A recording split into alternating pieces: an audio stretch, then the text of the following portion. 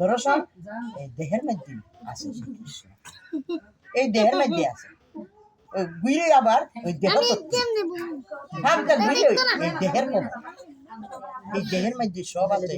এই নদ নদী সাগর পৃথিবীর যা কিছু আছে কৃষ্ণ বিশ্বরূপ দেখাইছে না, উনি দেখাইতে পারছে, আমরা দেখাইতে পারছি, আমরাও সবেরই আছে।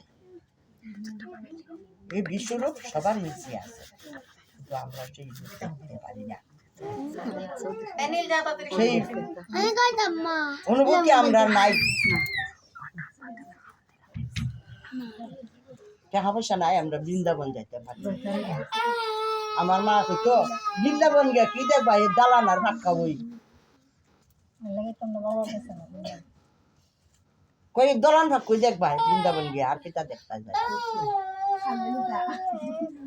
আর তোমার মন্দিরও যে বিগ্রহ বৃন্দাবনের মন্দির, ওই তো একটু বড় আকারে, ওই তো এটা স্বর্ণের, হ্যাঁ, বা এটা সাজ পোশাক ভালো ভালো মতো এটা সাজায় রাখছে, মানুষের দেখলে কইব দেখলে যেমন দেহনের মতন, এই দেহনের মতন আমার দেহের মধ্যে আছে, আমি তো এটা দেখতে পারি না। ওই যাই অনেক লাখ টাকা খরচ করিয়া বৃন্দাবনে ওই রূপ দেখবার লাগিয়া, সেই রূপ আছে সবার মধ্যে।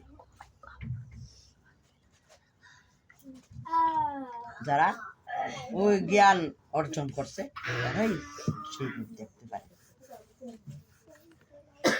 ওই যারা এখনো ওই মৃদুবনের বাঁশি বাজে, যারা সেই বাঁশি শোনার মতন অধিকার আছে, যারা সেই বাঁশির গান শুনলে মানে ঠিক থাকতে পারবো, এরই শুনি।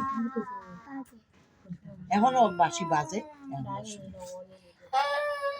মৃদুবনে আমরা নিদ্রা দেই, গোবিন্দর নিদ্রা দেই, ঘুমাইতে আমরা জানি পারি না। মৃদুবনে তো সজ্জা দিয়ে বিকাল হয়ে সজ্জা দিয়ে পরে সেবা পূজা সব দিয়া দিয়াই পরে, এমনি তো রাত্রে কেউ যাওয়ার কোনো ইয়ে নাই,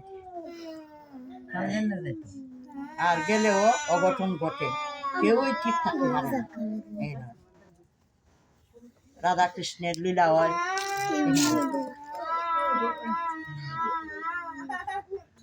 গিয়া দেখবো সকালবেলা গিয়া দেখবো বিছানা উলট পালট, পূজার ভোগের আয়োজন দেখবো।